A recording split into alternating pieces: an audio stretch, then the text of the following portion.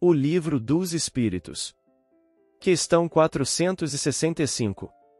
465. Com que fim os espíritos imperfeitos nos induzem ao mal? Para que sofrais como eles sofrem. E isso lhes diminui os sofrimentos? Não, mas fazem-no por inveja, por não poderem suportar que haja seres felizes. B. De que natureza é o sofrimento que procuram infligir aos outros? Os que resultam de ser de ordem inferior à criatura e de estar afastada de Deus.